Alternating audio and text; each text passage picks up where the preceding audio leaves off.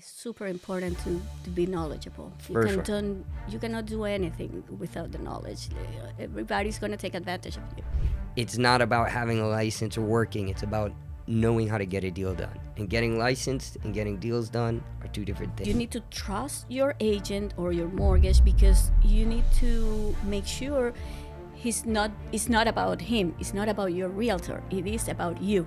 An agent that has a history of doing deals, that has good reviews, that has done a lot of transactions, that knows the market, your cousin's neighbor can't replace that.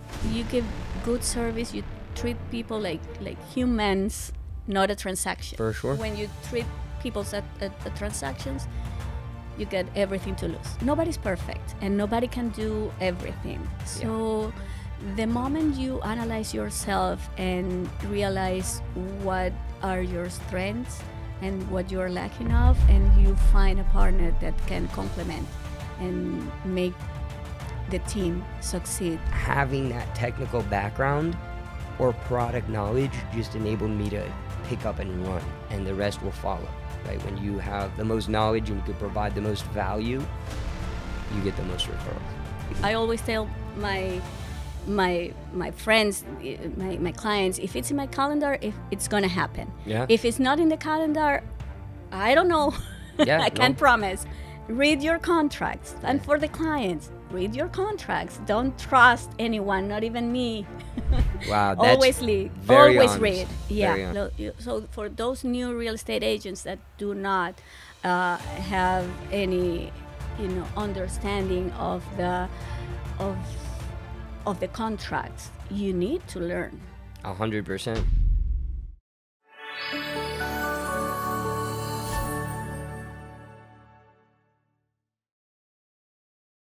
Welcome, Patricia. Thank you so much for joining me today on the Real Talk podcast.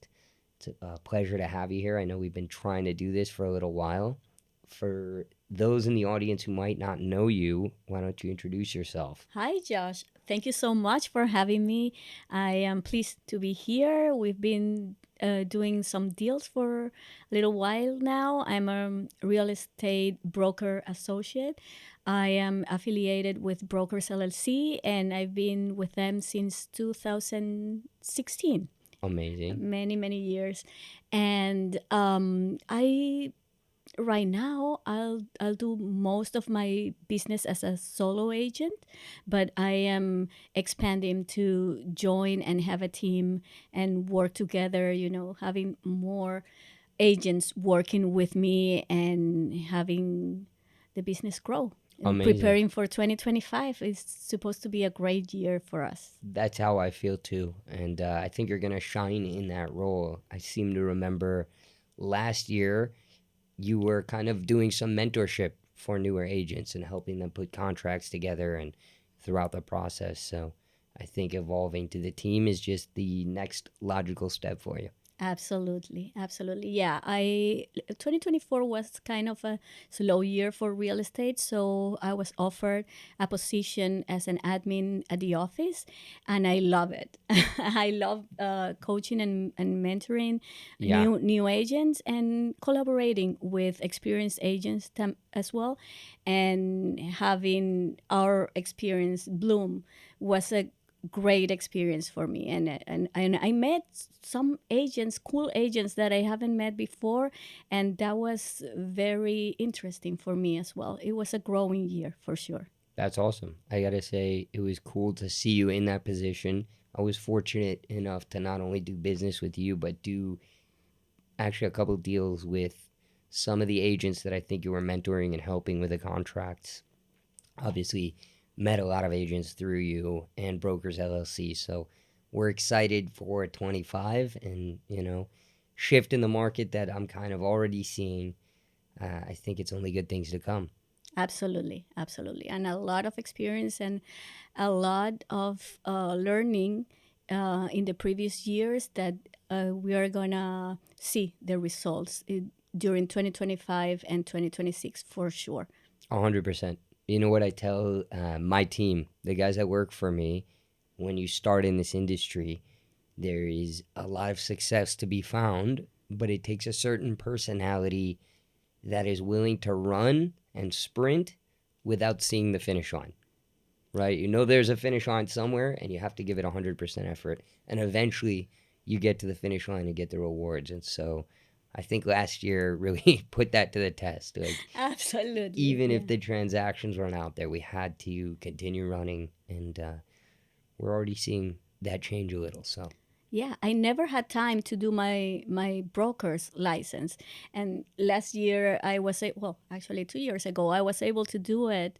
Now it's time to renew, so that's I had awesome. time to focus on myself and actually get to know more agents and learn more things that absolutely are gonna help my clients succeed in their business. Well, yeah, I think you touched on a great point that I always speak about, which is growth can happen in two directions, vertical and horizontal. So for me, vertical growth is transaction volume, right? If we did 25 million in loans last year, vertical growth would be 30, 40, 50 million this year.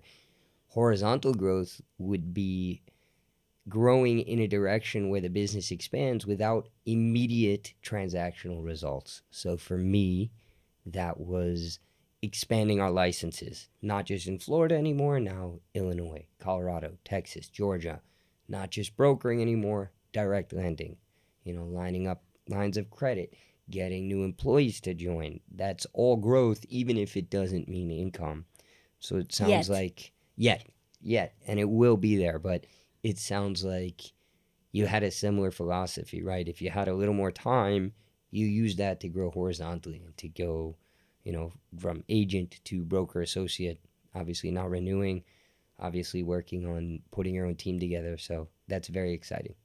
Absolutely. I agree. Totally. Amen. 100%. Amen. In terms of working with me and at Olympus Financial, do you remember how we first met and, how that happened? We met through one of my coolest clients. Very Uh, cool guy. yes, he is actually a very cool, very light client. And we did 2 or 3 deals. I believe I met you with my second deal with him. The first one was a one showing deal in Wow. back in 2021, I believe. You only got one showing in 21. Yeah, That's it. one showing, and it was multiple offer a scenario. We won the offer. We sent a very nice offer, and then the appraisal came low. 21. Sounds 21, common, yeah. very low. And but the house had very nice upgrades, and he decided he had the money.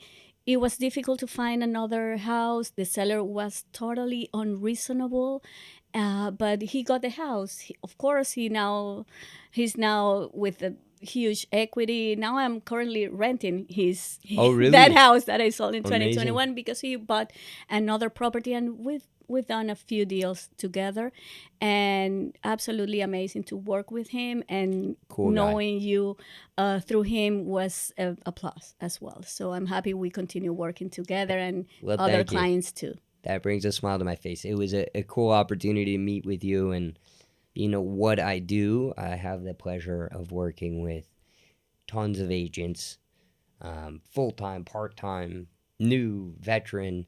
And, I really say it honestly that I can probably count on one or two hands how many agents I work with that I feel put the same or even more level of effort, understanding, and experience into their deals and into the way that they do business. And I saw that with you from the first deal. I seem to remember we had to put together some addendums and we had to get a little creative. Yeah. And, when push came to shove, when you needed something from us or when we needed something from you, we worked very cohesively. So Yeah, I remember that first year, and it is important to let the people know because it was for sale by owner, or one of that's those. right. I remember that Remember one. that it Yeah. was very easy and difficult to negotiate because the seller was one of those flat fee agents that only put your listing on the MLS, and then the owner does all the rest. Disaster. So it was recipe for disaster. I had a duty to represent my client, which was also your client, and I made a very good contract Yeah. for my client. I remember. Unfortunately, unfortunately, the other agent was non-existent. Like he was You get what you pay for, exactly, you get what you pay for, for and sure. the seller, it was actually a very very nice man, and but he know nothing about real estate. He was a builder. He did a beautiful project, and my client, your client as well, was able to purchase a property with a killer addendum that Yeah. that the seller ended up paying more, actually more in discount, seller credits and repairs and a lot of things, because I was able to negotiate, unfortunately for him, against a real, a good human, but not a realtor. And Yeah. what I write on the addendums had a weight at the time of Oh, closing. for sure. So it was great for my client. He bought a great property It with was the like a maximum. 3% seller credit, and I think it was uncapped, right? It was Yes, it was whatever it was needed exact for, whatever it was needed for. So it is the power of knowledge. And for sure. unfortunately, it was a disadvantage for the seller because he thought it was gonna, do a great deal saving 3%, and he ended up paying way more than that because, Crazy how that works. yeah, it's What a crazy. good time for us to mention why it is super important to work with a real estate professional. This idea of I have to pay an extra 2-3%, I can do it myself. Leave it to the pros, right?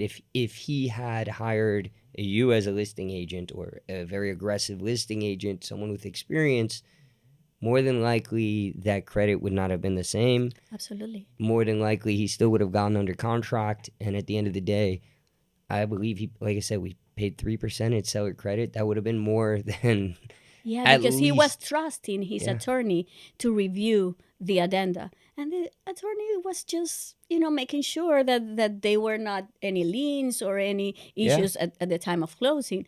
But It's not they the don't attorney's review. job to No, negotiate. no, no, no, no. It was a disaster for him. He almost didn't close. I seem to remember he was Yeah, he was upset, but again, we I made have a it happen. fiduciary duty to my client. You have Absolutely. a fiduciary duty to your client, and That's why he hired us. for sure, let it be a listen. You work with the right team, you win. I think our client, mutual client, we won't name names, but he definitely won with that transaction. So Absolutely. uh, that was very interesting. When I asked, how did we meet? I remembered the client, but I didn't really think of the details. So it's a cool Yeah, story to tell. it is. I have many cool stories. There you go. Okay, so we have kind of discussed introduction, how we met, but I'd really like to shift the spotlight and the focus onto you and your business and your journey. And so to start, do you remember what it was that made you want to get into real estate? What was it that kind of inspired you to go down this career path? I had like a very diverse Okay. professional career because I studied communications, believe it or not, and Okay. then I started working on a family business back in Venezuela, and I started, taking pictures of the tugboats that we used to manage there, and my career started evolving, like from taking pictures at the tugboats, doing rig moves in the middle of the lake in my hometown, which is Maracaibo. Okay. And then I evolved there, talking and working with people. I always like working with people. So it evolved me to work on ISO 9000 and certifying, all process, system management process and all Wow. that. Yeah, it is. I see. I didn't know any of that. That's Yeah, very yeah, interesting. but I'm super structured, and I'm very into process and optimizing how I do stuff and how to make it better each time. So I started doing that for our own family business, and then it grew so much between our competitors in the industry, for the oil industry, that I started working with oil companies like Shell or Chevron, Wow. all those kind of companies Wow. that were working drilling oil in the lake. And I realized that training was very poor managed. And so I started that knowing that most of the problems in the industry were due to a lack of professionalism. And that's how I Relatable. started. Yes.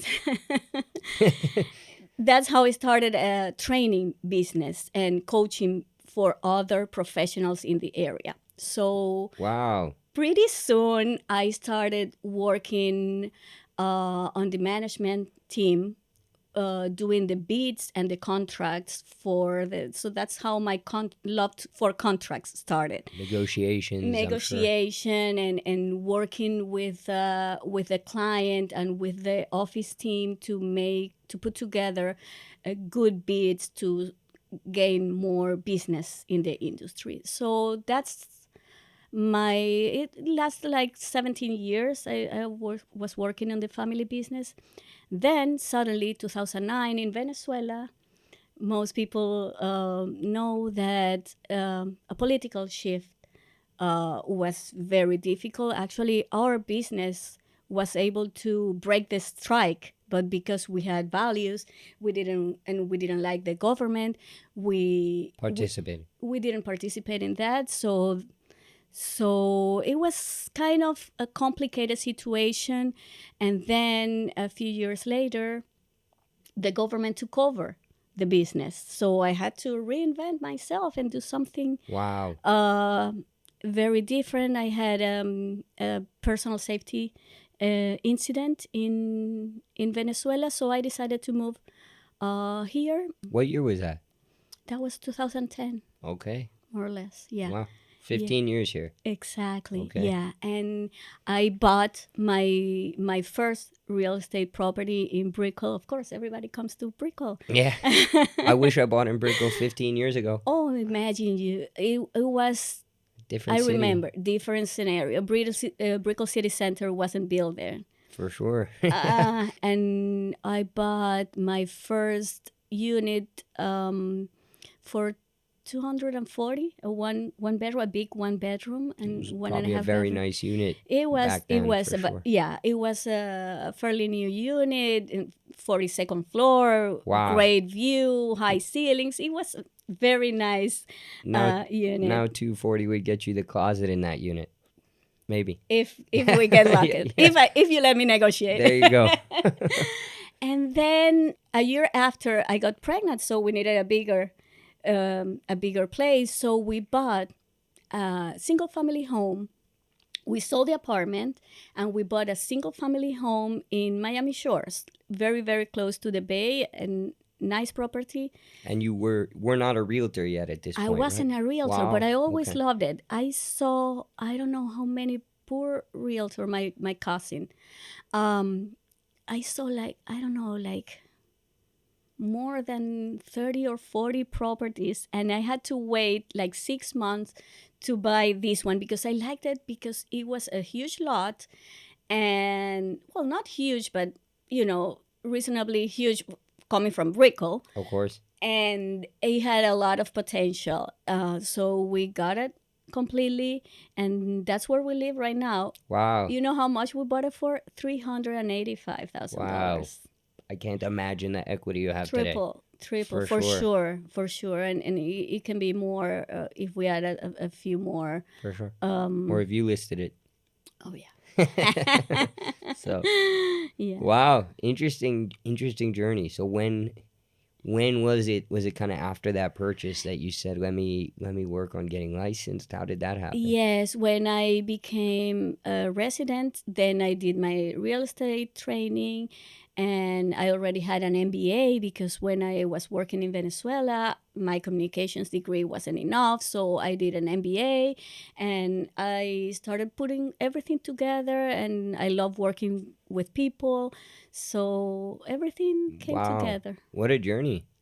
You know what? I gotta, first off, thanks for sharing that. There's a lot that I didn't know, but it explains, why I see you being so successful and why I think we've been able to work together so well is you had this deep professional background. And something you mentioned, from back in the family business and when you were starting to do trainings was that you noticed a lack of professionalism. It is super important to be knowledgeable. For sure. You cannot do anything without the knowledge. Everybody's going to take advantage of you. For sure. And it's no surprise to me, if I think about the referral partners I work with, the ones that typically, not always, right? It takes a certain character, but the ones that typically find their most success, or at least that I seem to work the best with, came from some sort of professional background. I think it's important to point out that becoming a realtor or a lender, there's not a very high barrier to entry, right? We have to study and we have to pass an exam. Yeah, $500, you get your exam. Exactly. But that doesn't mean you know how to close a deal, or you know how to work with clients, or you have professionalism, or you're a hustler. That only means that you've passed an exam. And so I'm sure you see it with realtors with clients from time to time. Yeah. I see it with lenders from time to time where we'll be working with a client who is like gung-ho and we get them pre-approved and push comes to shove. Actually, one of my LOs literally had this happen to him yesterday where they're going to get under contract and they called him and said, "Hey, sorry, Benny, but we love working with you, but I didn't realize that my cousin's husband is actually in the mortgage industry and he said he's going to take care of us." And 10 times out of 10, I caution people against this, right? It's not about having a license or working. It's about knowing how to get a deal done. And getting licensed and getting deals done are two different things. So, what's very common that I see with realtors is like, oh, my cousin's neighbor or family friend or whatever. But like, hey, look at the track record, right? We're talking about arguably the biggest investment of most people's lives. Look at the track record, right? If you have an agent that has a history of doing deals, that has good reviews, that has done a lot of transactions, that knows the market, your cousin's neighbor can't replace that, right? And so, I digress, but you get where I'm going. Yes. Some people have never gone to college and they are super knowledgeable because they learn by For sure. themselves. And I've seen a few of those that are super knowledgeable and they know how to do deals and they are experienced. But it is extremely important to make sure who are you going to work with, because it is a big amount of money that you are risking if you're not doing it with the right one. Absolutely. Deposits on the line, there's risks. And another thing, right? 9 times out of 10, when I see people make decisions like, oh, I'm going to work with this person because it's family, you're now taking what should be a logical purchase and investment-based decision and turning it into an emotional decision. And we need to learn how to separate emotions from business, right? Your cousin's not going to be mad at you if you got the best deal and you're building instant equity. And if they are going to be mad at you, then maybe reevaluate that relationship. Yeah, there's one thing, there is trust. Trust is important, and that you can get from your cousin because you already know them. For sure. As a person. But you need to trust your agent or your mortgage, because you need to make sure it's not about him, it's not about your realtor, it is about you. For sure. So 100%. your agent needs to make sure he's working for you. And that's how you get repeated business. Because if you are doing the deal thinking about, with your calculator and calculating how much is the 3%, how much, and you are always thinking on the 3%. But no, if you have, longer view, and your agent and your client are going to be in synchrony. Like you are going to be working for the same goal. If not, you'll get it. I couldn't have said it better. I have to tell you, something I always fall back on is kind of what you just said, right? I know you do a lot of transactional volume, and in our case, similar. And so I always say, thank God, at this point in my career, one deal is not going to change my life. right? Our commissions, at least in the mortgage game, are relatively capped. I'm sure in the real estate industry, when you have $20 million listings, most of the time they're not paying 6% out, right? And so one deal typically won't change your life. But what I do see that does change my life is long-term relationships, right? So if I can put the client first and understand not just what they want to do with this transaction, what is your 5 and 10-year plan with real estate? What are you looking to do in the long run? I can then lead with the transparency and honesty and guidance to help them get to that goal. And we build long-term relationships. And now it can change my life. Right now, they're referring new buyers to me. When it's time to refinance, they come to me. When it's time to buy investment property, they come to me, right? And so I think that's what I'm hearing from you as well, right? It's more than a transaction. I have clients that we've worked together for 7 deals already. Wow. Well, look. Because I do the mom, I do the sister, I do the brother, then I do the investment property, then I do a second home, and then it goes on, and that's how it works. Because you give good service, you treat people like humans, not a transaction. For sure. When you treat people at transactions, you get everything to lose. For sure. I couldn't agree more. So I there you go. So, before we shift to more on your current business focus, I always like to ask one question.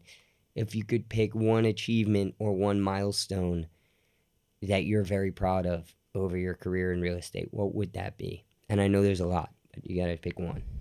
I don't know because I think what we're made of, it's an accumulation of experience, and I actually have no idea. You know what? That's a good answer, though. That's a good answer. So because every little experience is what we make us what we are right now. Yeah. So I cannot tell you. Every decision we made in the past brought us to today. So I like that.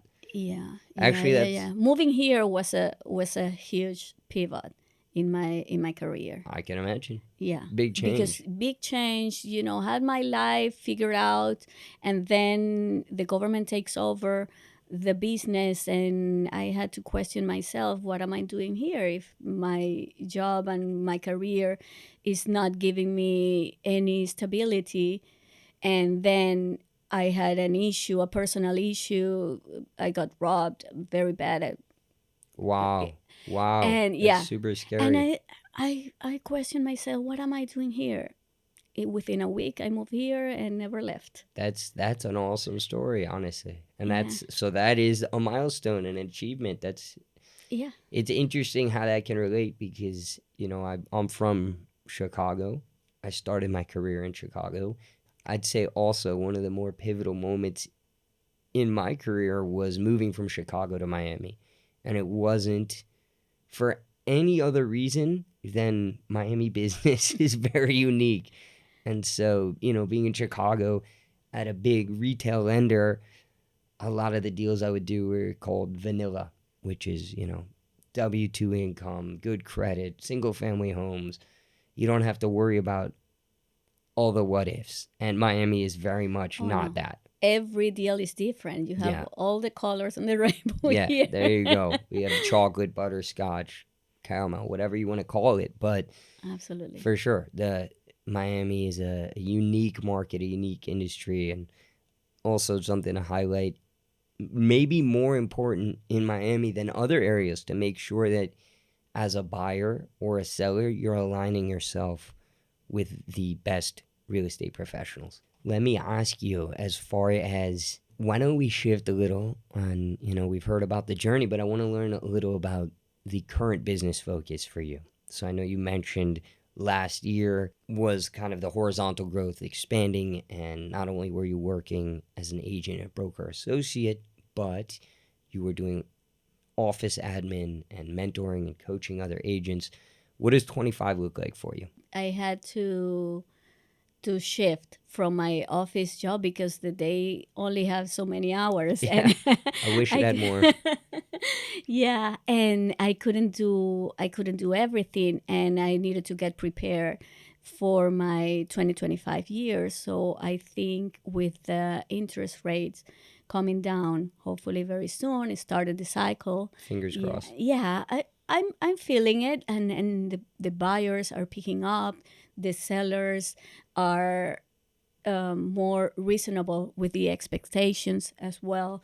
So it's going to be an interesting market to be in and to be present and to dedicate the time my clients deserve, and also to team up, because I got a very good network and good relationship with some of the agents from the office, Yeah. and some of them have a lot of leads, a lot of prospects that they do not know how to work. So a lot of Come to the teaming best. up, a lot of team up Yeah. during this year. Well, I like where the shift is going. I also got to tell you, I feel what you're saying. I think the market's already shifting, or at least market activity is shifting, right? We're seeing more buyers. I know, you and me together are seeing more movement. Um, all good stuff. So the shift Yeah. this year is more on the production side for you. Yeah, and I lost offers already because I was negotiating like I was negotiating in 2024, and they outbid me because my offers were too low, because I tried to get the best for the Yeah. buyer, but maybe I was going too much. Hey, it's aggressive. It's good to be aggressive, but I think that's a good sign, right? It We're is a good sign. we're only Like, the middle of January. There's going to uh-huh, be a lot of offers, and absolutely. that means that the market is turning. Which Yeah, yeah, yeah. Now we are luckily under contract, and everything there you go. looks good for both buyer and seller. We got a better unit. There you go. There you go. Actually, something you mentioned was how you love working with other agents and other people. And I have to tell you, as a company, my experience with Brokers LLC was very unique, because the few times that we've either done events or co-sponsored or came in for lunch and learn, I noticed a different attitude and energy amongst the whole group, where it was way more collaborative. Like, I've worked with other brokerages, and there's no knocks on this, but I've been to other brokerages where there's almost a competitive vibe between two or three agents, whatever it is. Whereas I noticed when I work with you or with Brokers LLC, everyone really seems to be on the same page, being 100% firm, right? The office isn't somewhere that everyone has to come to, but all my experiences were, if there's something of value there, people came, they were engaged, they wanted to learn. And so I think you're going to have a good year, and I think you have a great team, and I'm excited to see how you build that out. Yeah, I'm excited too. It's gonna be 2025. I feel it already. It's It's our gonna, year. 25 yeah. is our year. There you go. So why don't I ask you, again, related to current business prospects, is there any advice that you would offer either some people looking to work with you or some people looking to do what you do? Obviously, you can't be copied, but what type of advice would you give? Read the market. Be a data nerd. Like, Okay. study the days on the market of the properties in the area that you are looking for, either for your buyer or for your seller. uh, Study, like, actually read, Due and diligence. due diligence with the statistic. Be the knowledgeable realtor. Do some coaching. Do some, have a coach, have a mentor. If you don't know how to do it, they are going to help you, and you will not start from zero. You will start with experience of somebody else. Join a team.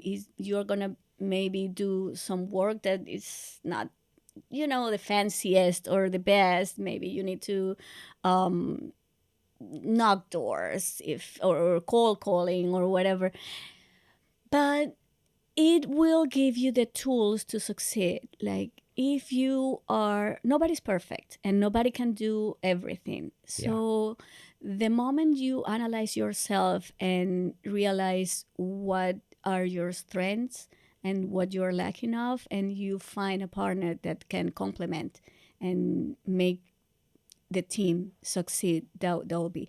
But the data, the knowledge of the information Yeah. in the area is crucial. Look, in the sales field, we call it product knowledge. And I think Absolutely. you have an amazing point there. I say in a past life, but when I graduated university, I didn't go straight into real estate either. I was working for IBM. I had a technical degree, and although it was a sales focused job, I was on the technical end of the sale, right? And so, as a pre sales engineer, that's what they would call it, my job was when the main salesperson would structure meetings, I would come in and do the demos and do the deep dives on how the products work. And eventually I shifted from pre-sales to more sales because turns out I like communication and relationship building more than technical work. But having that technical background or product knowledge just enabled me to pick up and run. And it followed me into the mortgage industry, right? I had this desire to, understand on a technical end how the mortgages works, how the mortgages work when a fire comes up, how to put it out. And there's a lot of technical work there.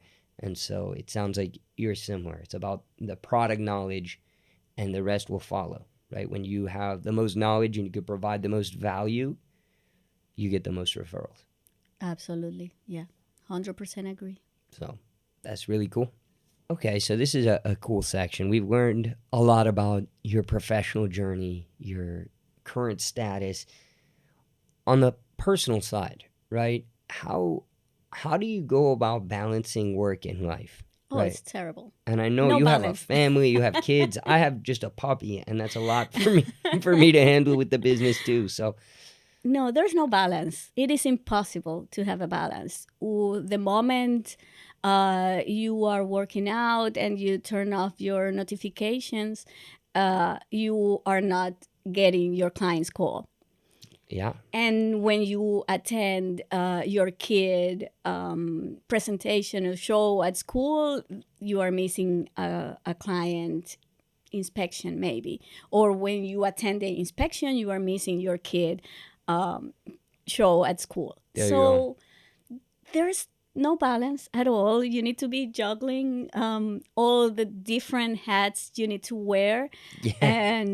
and you need assistance. You need a team. Luckily, my mom and my sister live on my same street, 3 blocks Wow, away. that's a That's blessing. a blessing. That's a blessing, and I have a lot of help. So I couldn't do it without them. I try to set apart time to pick up the kids at school, to drop them off some days, and be at flag because they do flag with the parents some days of the week. And I'm a room mom. Can you believe it? Like No. those who organize all the activities. So yesterday I was ordering the Valentine's decoration for the Wow. class. So it How is how do you possible to. find the time? I don't know. Okay. I Okay. don't know. Sometimes myself always come last. So that's another goal for this year. So trying to not starting working at 8:15 when I drop the kids at school. So having some time for myself during Yeah. the first hour of the morning and start returning calls or calling the clients after 9 a.m. gives Yeah. me a little bit of time for myself that it's definitely needed. Look, you couldn't be more right, in my opinion. When I started in the industry, I have this hustle, hustle, go, go, go mentality, and I was up every morning at 5:30 a.m. Actually, I remember when I first started getting yelled at by a huge agent. I'm not gonna name names, but it was because I cold called her at 7 in the morning. She said, "Are you out of your mind? It's 7 in the morning. I did $80 million last year. What are you talking about?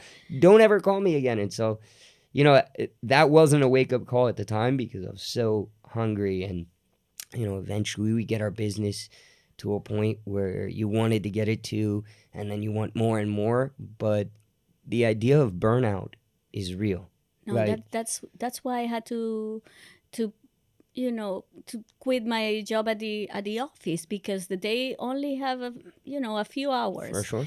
and I was on my way to burnout, and then that's not good for anyone. It's not good for you for me, not or good your for my clients, family, or good for my friends, or for I sure. mean, it's not healthy for everyone because if I'm tired, I'm not gonna give my best to the agents either. So Or the I had, clients. yeah, I had to make decisions, and here I am. So there you go. That's balance in itself. Yes, That's yes, balance in yes, itself. yeah. This is a new thing for me. There you go. Well, I'm proud of you. I'm happy to see it, and Yeah, well deserved. We have to, as much as we want to dedicate the entirety of our day to clients and business and family and friends, our days are limited. Our hours are limited, and we have to make a schedule that's going to work to enable you to stay fresh, to enable you to stay happy and healthy, and of course, then you can serve your clients best. Actually, something you said earlier in the podcast that I picked up on that, I guess I've seen, but I never really thought about was that you're big on processes and organization, right? And so I think that can factor into balance too. And I think that's what you see with a lot of successful people in the industry. Actually, the first gentleman who mentored me was like, every single night you log into your Outlook and you're going to structure your entire day for tomorrow. Build out your calendar hour by hour. You know when your consult calls are, you know when you're in the gym, and that's part of balance. It's rigid, absolutely. but it's balance. Absolutely. I'm super structured. Like my everything. I always tell my friends, my clients, if it's in my calendar, if it's gonna happen. Yeah. If it's not in the calendar, I don't know. Yeah, I can't no, promise. for sure. But I try to schedule everything, even school things for the kids, even my personal appointments. Everything is going to be on my calendar, different colors. I am about systems. My mind works as a spreadsheet, graphs. That's how I am. Well, it's working for you, and seems to work for me too. So Yeah. we're on the It's not same the only page. way, There you but go. there are many ways to For get to sure. the goal. But that works for me. It helps. It It helps. helps. Okay, so let's talk a little more personal outside of balance. I want to hear about a personal goal. What is something, outside of business, a goal or something you're looking to achieve? And it doesn't need to be, it could be, hey, I want to take time with my family and go on vacation. It could be whatever. But do you have something in mind for Yeah, travel 2025? travel is always in my plans. That's how I recharge. That's unstructured, because when you are so structured, you need to get away, because There you go. otherwise the routine absorbs you so much. So definitely travel is always in my priorities for the year. And I want to spend more time with the kids, maybe work out a little bit more, focus more on my health. All and great and goals. yes, and if I do it with the kids, it works even better, because I can do both things at the same There time. you go. I mean, I don't have kids yet. One day soon. But sometimes just playing with my dog or puppy, it's a workout too. So there you go, two birds, Two in one one. stone. But Yeah. it's great personal goals. I gotta say, travel for me as well is probably one of my biggest pleasures, on this planet. It's not a free pleasure, so we Oh gotta no, work to travel. But no, it's never. Nothing is free there in you go, life.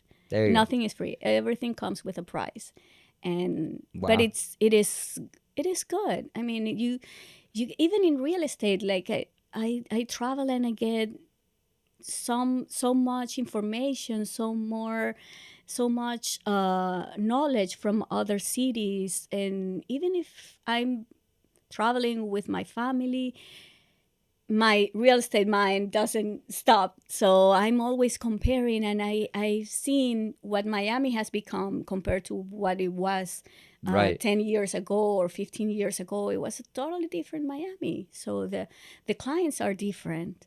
Like back then, I think I barely speak English when I when yeah. with my clients. And right now I cannot imagine working in real estate without knowing English. Even though Miami, it is very still very Latin. Yeah, Um, Many of my new clients do not speak Spanish. Yeah, for sure. And even your Spanish is getting better. My Spanish is getting better. Thank God. Is you know what's funny is like I always viewed myself as a great student. I took a lot of pride in getting good grades and working hard in school. And growing up, I was almost a straight A student. I studied Spanish in school, and the only time in my life I ever got a D. A D. You know, like I used to get in trouble with my dad if I got a B minus. So a D was very hard to explain. It was just hard. I couldn't put it together. And what I realized is all I needed to do was just move to Miami, and and then I was going to be able to. It something that came with practical application, Absolutely, absolutely. like Yeah. like a lot of stuff in life. Yeah, You of know, course, I feel more comfortable speaking Spanish because that's my main language. But I you cannot read a contract if you don't speak no, English. So for those new real estate agents that do not have any understanding of of the contracts, you need to learn. 100%. 100. But I've seen some agents that they don't know what a clause means. Mm, Like, it is important. It is of super course it is. important. Be first of all, having a good team, teaming up with a good attorney, real estate There you go. attorney. It is crucial. I have a great team in my, and I can call him. I work with his wife, and it is about relationship. Yeah, Like, I give him business because I like how he protects my clients, for sure. It's a and team. it Real is estate's a important. team But some sport. some agents some agents do not know what the contract says, and that's Yeah. impossible. I've seen as a lender, I've seen agents come to me and they're like, well, how do I write that addendum you need? What do you mean? How do you write the addendum I need? Like, we need a finance extension. Like, Yeah, that's you exactly. got to know how to do that, You right? gotta So, learn, and it's just filling the blank forms, but you need to check the right yeah, square. If you don't do it, then you are putting your client in risk, and yeah. that is money. It's real money, and I think a lot of people don't understand that risk element and why it's so crucial to have the right team, right? But Totally. you're signing a legal contract. It's not like going and buying something at Target, right? It's not like even buying a car, right? You are signing a legal contract. You're putting money into escrow, and if you can't perform for whatever reason, even if it's not your fault, if it's the lender's fault, if it's the realtor's fault, if it's the attorney's fault, that's your money up for grabs, right? So Even right now, with the condo issues that we have in Miami, that most of the condos have huge assessments, yeah, and it's a check mark. yeah, Who pays the assessment? simple check mark It's a simple check, man, can make and or break a deal can be $200,000. for sure, for sure. So There, read your contracts, and yeah. for the clients, read your contracts. Don't trust anyone, not even me. Wow, that's Always read. very Always honest. read. Yeah, Very yeah, honest. yeah, yeah. Because it might be my preference, but it might not be yours. So with my clients, I always sit with them, and if they sign in within 2 minutes, from the phone, I know you didn't read it. This is what the contract says, and I always, when I know they don't read, these are the key aspect of the contract. So Understand, this yeah. is the inspection period. Is this is what I made it 7 days instead of, I don't know, 15 days. It's because I want to make a competitive offers, and if I am negotiating big on the price, I need to give the other party something, There and you it go. it goes, with the terms. So these are the key terms. I always put that on the email, but always read your contracts. There you go. Great advice, by the way. Great advice, by the way. So thank you for that, Patricia. Okay, so briefly, I would love to get your feedback on the current state of the market. Where do you see real estate market going this year, 2025? I see less days on the market. I see more competitive offers. I see the sellers realizing that they cannot ask whatever they want. They need to be realistic because appraisals are an issue that you're gonna For sure. foresee once you get under contract and you got a great deal, and they send you a huge offer above asking price, but it's finance, and even if it's not finance, it is contingent to appraisal, and when the appraisal comes in, oh my god, it came low. Yeah, because you cannot ask whatever you think It's of. got to be worth it. It needs to be competitive on the market. So I see definitely a more balanced market, more buyers coming into the market as soon as the interest rates reflect what the Fed did. um, but also that's going to be a little bit inflationary. So Yeah. if you think about macroeconomics, the government and the Fed, they try to keep inflation under control, so they play with the interest rates Right. to keep the market and the economy under control. It's very funny you brought that up because I just had a conversation with a close friend of mine who sent me this graphic that mortgage application demand is at the lowest it's been in 15, 20 years, whatever it might be.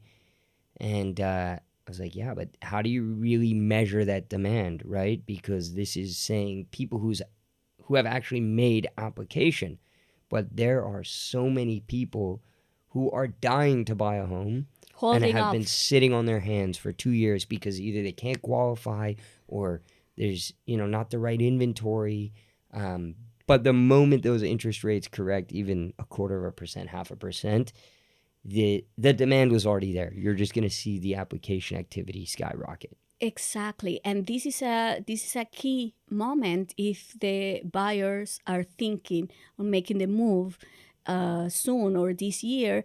This is a sweet spot. Because why? Because the prices and the properties have been on the market for a little while, so the seller is more willing to give concessions or lower the price or give seller credit or help in For any sure. in any way possible to make the deal happen. But what's going to happen once everybody comes? Can qualify. Number one, can qualify, and number two, they are willing and ready To to buy. make a move. So what's going to happen then? And still, Miami, people say, oh, Miami's so expensive, I'm going to move from here, or I don't. Yeah, that's an option. Some people have been moving out of Miami or out of South Florida, because they feel that they can have more affordable life somewhere For else. And sure. if they work online, or they can make a living somehow without being present in Miami, that's cool. Yeah. I mean, welcome to do it. I'll sell your house. There you go. There you go. But there's a lot of people who is willing to come to Florida because of the taxes, because of the Absolutely. incentive, because what Miami has become in the latest year. We have many New York restaurants here, and even the locals are really good. We have the Formula One, we have the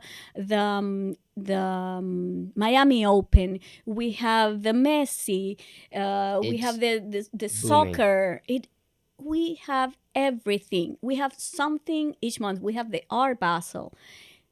Like, there's something every For month. sure. So there's going to be market. And they say, no, because they are building so much in Miami. So who's going to buy all that?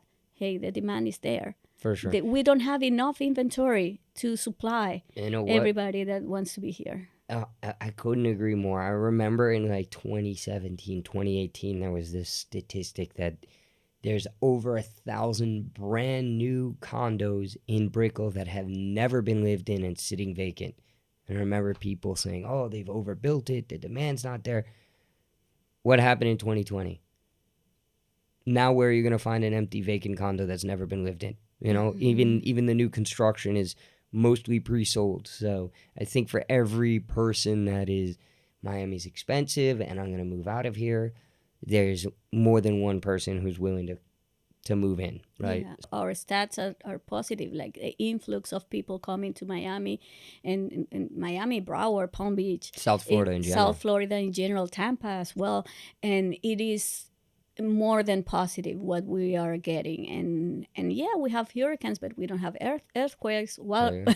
wildfires. There you go.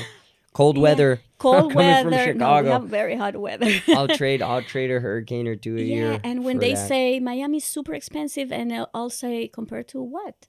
Yeah. Which city are you comparing to? Because when Ken Griffith, when Jeff Bezos moved to Miami, not buying one property, building Yeah. an office Yeah. building and coming with all their executives from Chicago For to sure. South Florida. And that we have Microsoft, we have more than 140 big businesses coming to Miami and to Brickell and to South Florida in general. Like, this is shifting. If you can have a piece of Miami right now, don't wait.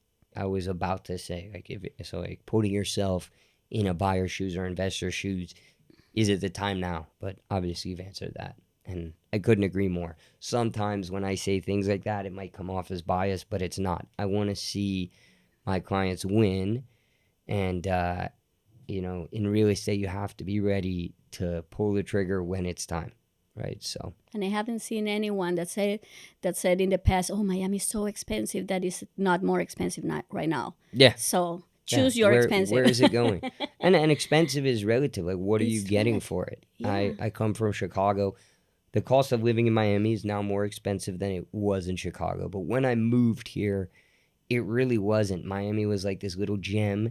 And for the same amount that I was paying to rent a condo in the city, that, it was a desirable part of Chicago. So it was a nice condo, but I had 8 months a year of gray weather. I had 4 or 5 months a year of freezing cold. And I still love Chicago. I spend a good part of the year there. But coming here, I was paying the same. And I was like, okay, I have a waterfront condo now with 300 days of sun. This is a no-brainer. No income tax. It's a no-brainer. And so, you say expensive, but you have to do a cost-benefit analysis, right? Absolutely. What would be a funny story or something memorable that you could tell to the audience? I have many funny stories, but I couldn't believe one of them, and it was very recently, last year. One of my clients, he wanted to move to Midtown. So we started looking at apartments. He's a single man, so he want to be, where everything happens, walkable. action is. Yes, where the Yeah. action is. And we saw a few units, and he really liked one that was all furnished by a designer. Very beautiful corner unit with a beautiful ocean view, bay view. But he wasn't ready because he needed to do his taxes. He's self-employed, so you can imagine Yeah. everything that goes on. Not a pretty, not an I easy. know it too well. Yeah. Yeah, not an easy file to look at. So many businesses connected. So he said, "Oh, I love this unit. I'm gonna finish my taxes, so I can qualify to make the purchase," because he bought another property the year before.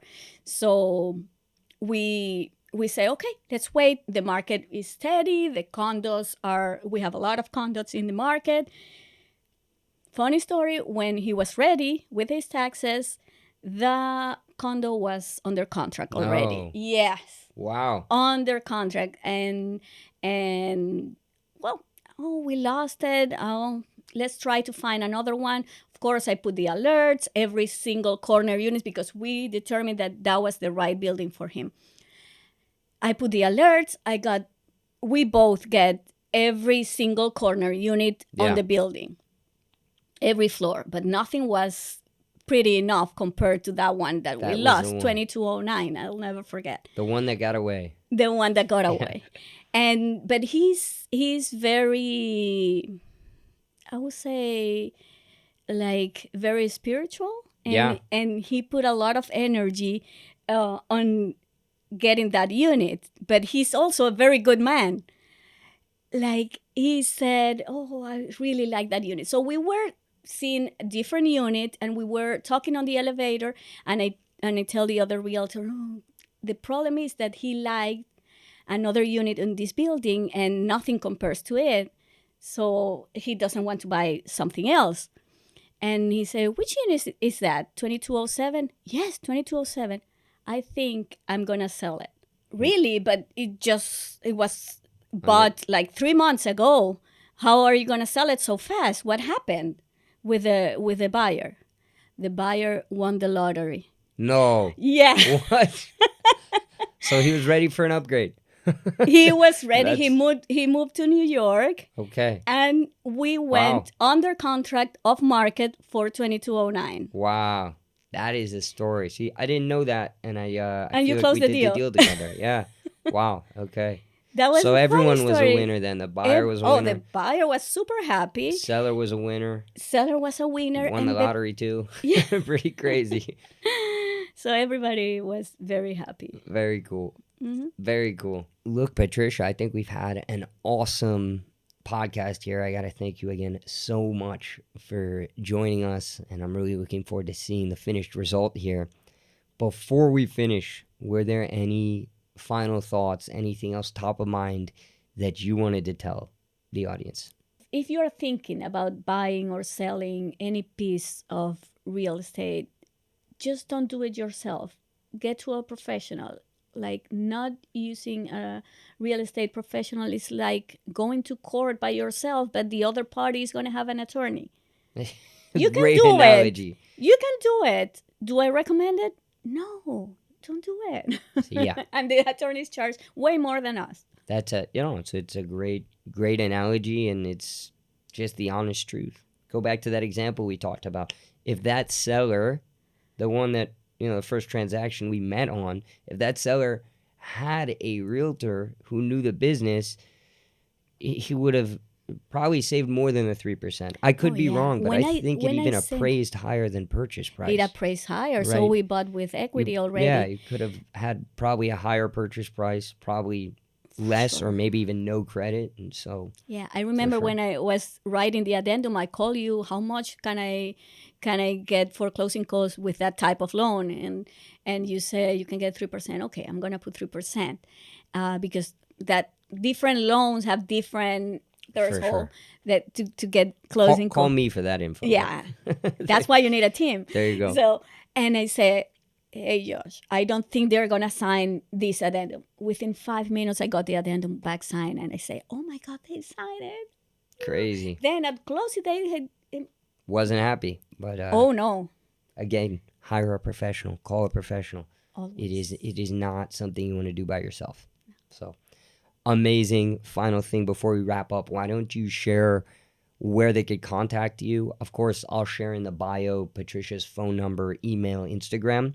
But if you want to share your Instagram handle for now. Yeah, Patty Pappaterra. Not very easy, so maybe just go to the bio. There you go. Or my phone number, that's super easy. 786-972-8282. Happy to help you. Text work better. Amazing. Well, Patricia, thank you so much. It's been a pleasure. I really enjoyed our time, and likewise. Look forward to a big year with you. Likewise. Amen. Thank you. Thank you.